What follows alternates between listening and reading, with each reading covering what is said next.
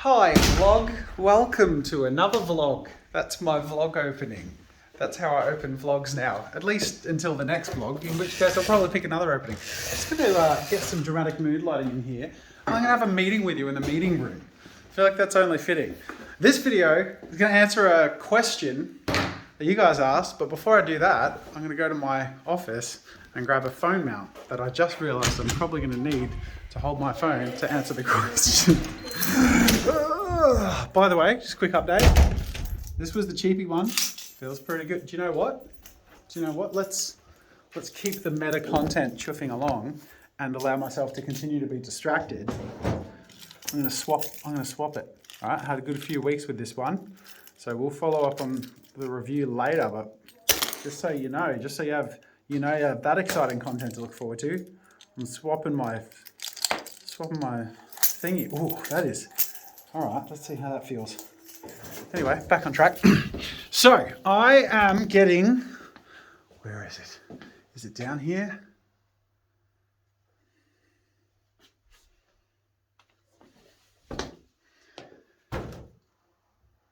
I'm going to hold the phone like a person who can multitask. Let's give this a go.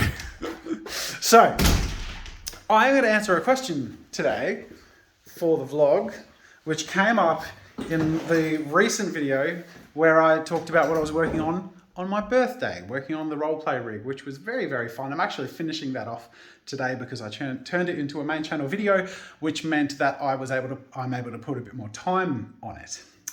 And in response to that, there was a comment that a lot of people upvoted, which I think means people would like to know the answer to.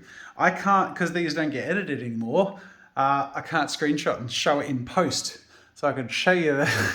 That's how I can show comments now, is like showing. I've got one phone in one hand and I grab the company phone to show you that.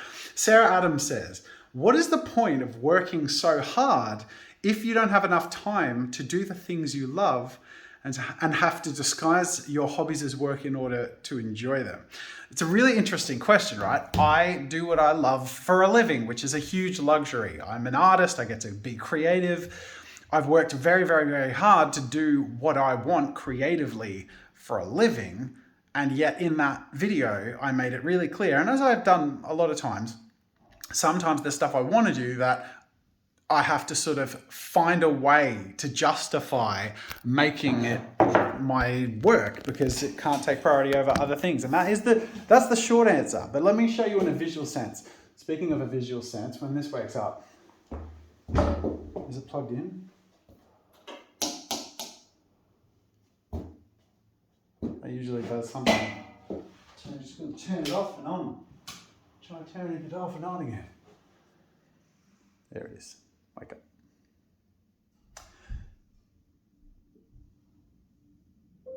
Okay, cool.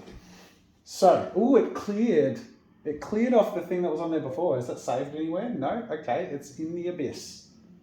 It's in the abyss. Okay. I did have this really complicated, brainstormy looking thing that was our brainstorming session of how to make a main channel video out of the roleplay project that I wanted to work on. It would have been nice if that showed up because then I could have shown you. I didn't save it. It doesn't matter. Anyway, so let me answer that question visually. The crux of it comes down to I like too many things. That's pretty much it, right? So I do what I want for a living, right? Which is great.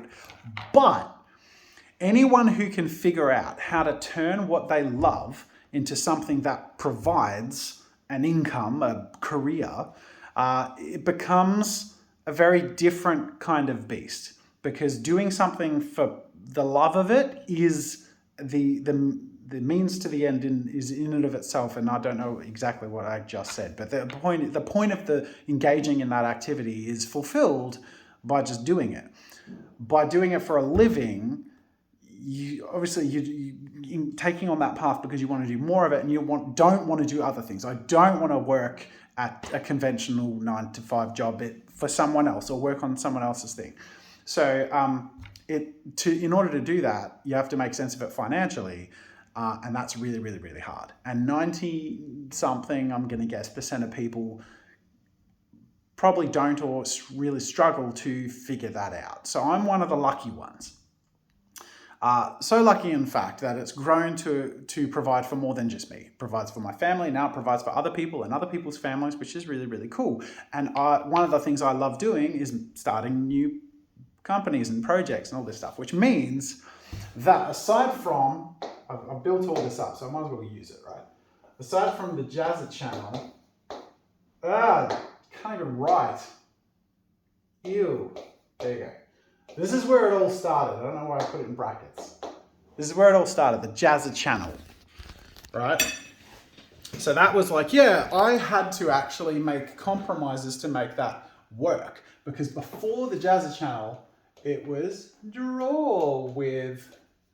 And the compromise was, I like doing lots of things, but I did that in the past and it wasn't really working in terms of making a career. So I made draw with Jazza, which meant I narrowed my focus to one of the things I loved, which is drawing or animation and tutorials, and I made it work.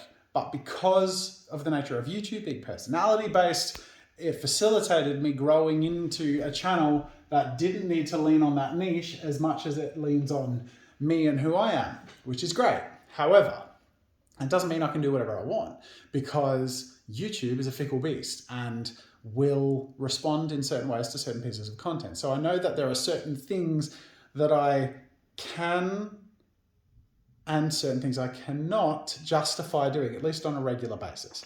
Every now and then I'll be able to do a video that's just a little more passion-y or a little more niche, but I can't do that a lot. And the bigger my organization has grown, the more I understand that the more selfish choices I make, the more that impacts other people's stability. Or, like if I keep choosing selfish projects and to the detriment of the channel, other people might actually lose their career path because I have to be able to keep providing not only for myself, but for over a dozen other people, which is that's part of the sacrifice. That was the sacrifice, was putting me into a niche. Now my niche isn't that, but my niche is successful YouTube content. So I need to make compromises to make successful videos on the Jazza channel. Now, because I'm so passionate about lots of different things and I need different outlets, that's why, as you know, I brought back tabletop time because I love miniatures and dioramas and all these things. I'm jealous of pretty much every video they make.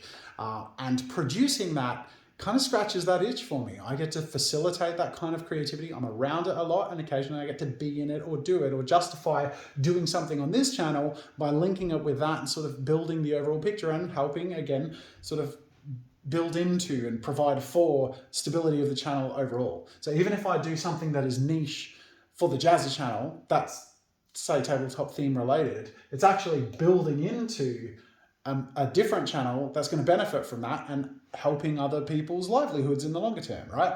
That's the same thing for insert art. There you go. So the insert art, to a degree, is kind of a bit of the draw with part of Draw with Jazza that I don't get to do anymore. It's just sort of more regularly inserted on insert art. Plus, the flavor of having multiple artists means we can sort of get more talent on board. We can spread the load, and it's really fun. I think having group filming vibes is really, really cool. So, and then to a degree, the role play element as well. So I created the system where if I want to engage in something a little more niche that doesn't directly build into the Jazza channel, it at least builds other things that other people are sort of benefiting from in terms of like working for this organization. I'm building stability overall, even if sometimes I make a compromise or sacrifice. However, that's the reason why the birthday thing is like this thing with the roleplay channel, because it is our smallest channel. It's even like, is it smaller than the music channel that I brought back for 3 videos? I don't know. It's not a big channel, but it is a real passion-driven channel. It's a community-driven channel. It lives and dies by our patrons. It doesn't make any substantial ad revenue. It has no substantial products. But we roleplay every week because roleplayers love roleplaying and roleplayers roleplay regularly, and I love being in a weekly roleplay group. So that is my personal time thing. I just happen to have it in this mix. But realistically, and in answer to the question, what is the point of working so hard if you don't have enough time to do the things you love, that you have to disguise your hobbies as work to enjoy them? I've done that successfully in multiple areas, but role play is one of those areas that is much smaller and harder to justify putting too much time into, because if I do that, that takes away from all these other more substantive, you get the idea. So I don't know if that answers the question, but the brief answer is I always come up with, I'm always passionate about stuff, and it's always, being passionate about so many things is a blessing and a curse, because it means that I will never be satisfied, in the style of Alexander Hamilton, because as soon as I've completed something, I'm already passionate about the next thing.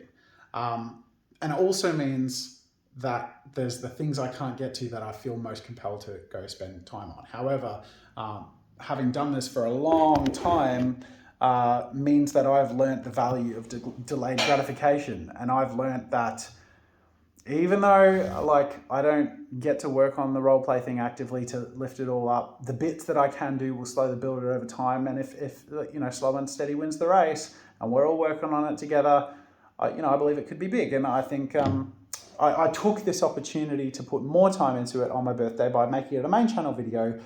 And the strategy and the challenge was to try and do that in a way that will be a substantial Jazza or main channel video without being a sacrifice to the audience who have already engaged there, who aren't signed up for the Jazza channel for role play or any of that stuff, so that they still feel like they get the meal they ordered, they get a good creative feed of what they signed up for. But I still, like, I'm producing content for all these avenues, and the Jazza channel is one where, like, I need a structure in a way that's going to suit a wider audience than this audience. But I needed to play it smart so I could do both. So that's the game I play. That's the challenge I have. I love it. It is challenging and it's a sacrifice. The answer to your question, what's the point? The point of working so hard, if I don't have enough time to do all the things, is that I get to do all the things, right? Like, doing all the things is what I enjoy. And yeah, I have to disguise my hobbies as work in order to enjoy them sometimes. But that's called turning your hobby into a job. I hope that answered your question. I don't know, it went all over the place. Anyways, thank you for watching the vlog. And make sure to, as soon as I say make sure, as soon as I get to a part of the video where I'm like, make sure, and I'm like, everyone's tuned out by now, so don't do it. Whatever you do, don't smash that like button. Uh-oh, nose transition.